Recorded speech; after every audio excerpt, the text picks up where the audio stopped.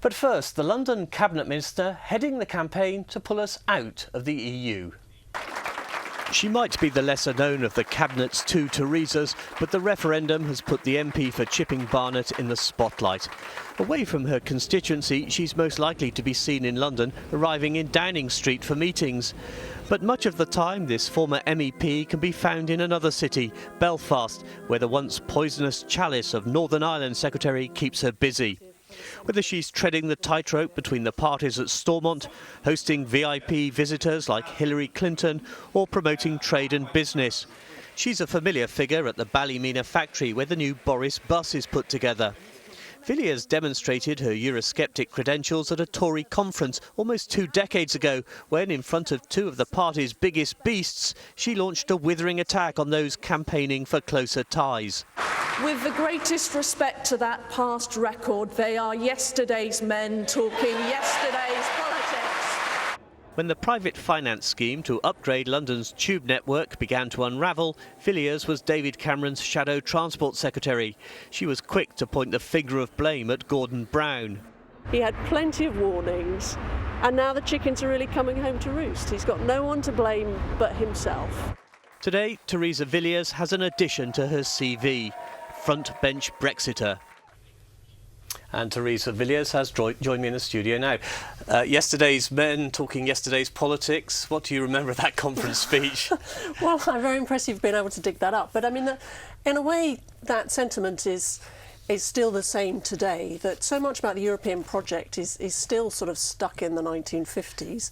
I think with a Brexit vote, we'd be more open to the world, we'd have a friendly trading relationship with Europe, but we'd be back in control of our own democracy and our own immigration. I think that's very forward-looking. Of course, after that speech, you became a Euro MP. Has Europe been a driving passion of yours?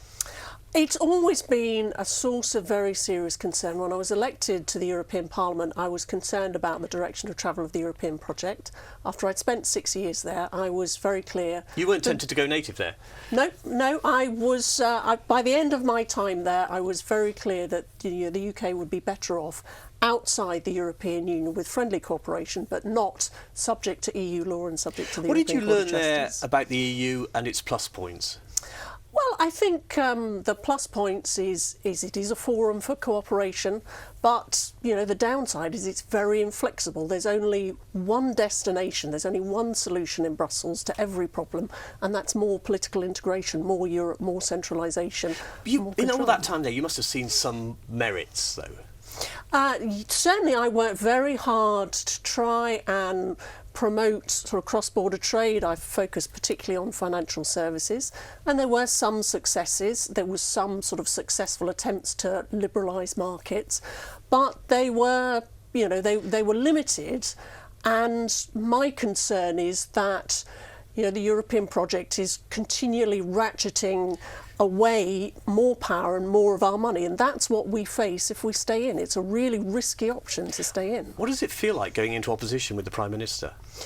It's obviously a very uncomfortable process for all of us, I think on both sides of the debate, but I think it was a very sort of generous-spirited and decision by the Prime Minister to allow those of us in his cabinet who have long-standing views on Europe to follow our consciences on this, so that we can have a clear debate on this referendum issue. You say uncomfortable process. Is it actually uncomfortable now being with those other cabinet members who disagree with you?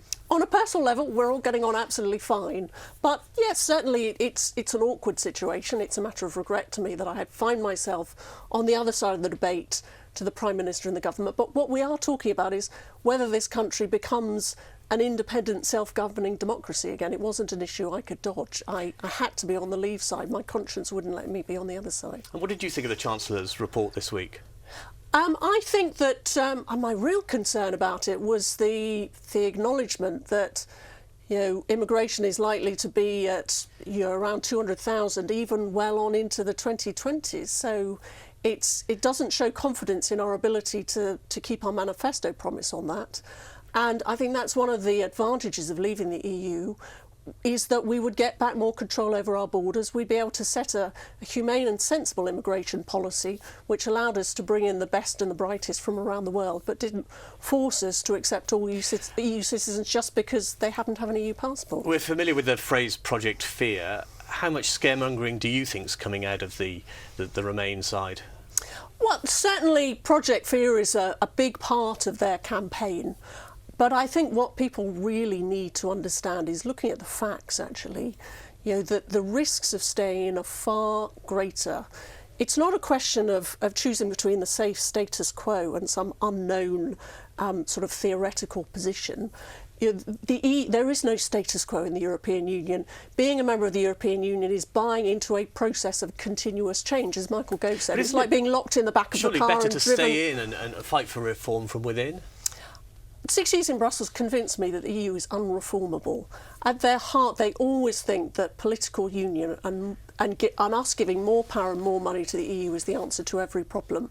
People have been trying to turn Europe our way for 40 years, and they haven't succeeded in making Europe change direction. And now the Eurozone has got an inbuilt majority. It can outvote us on everything.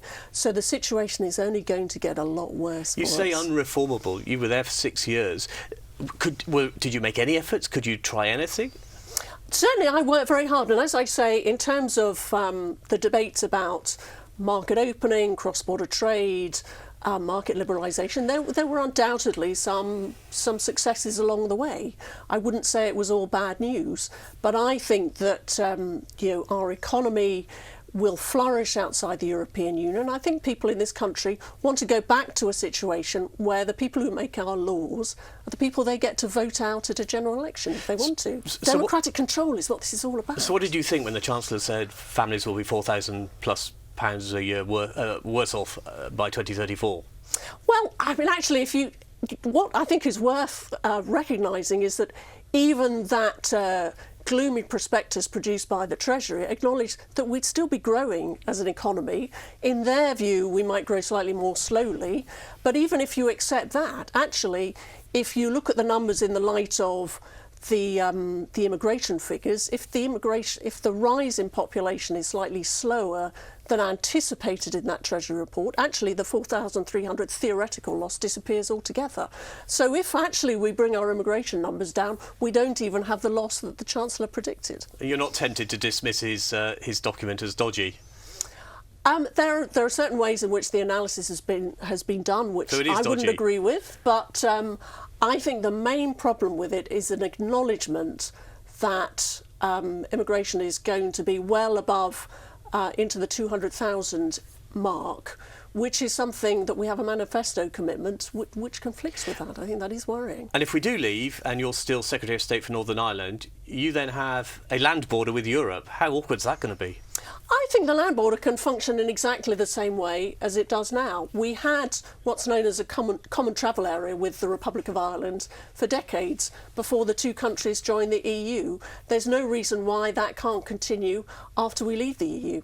Theresa Villiers, thank you very much for coming in to talk to us. That's where we have to leave that for the moment. But we move on now. Surprising though it may seem, the referendum isn't the only political campaign in town. You might be forgiven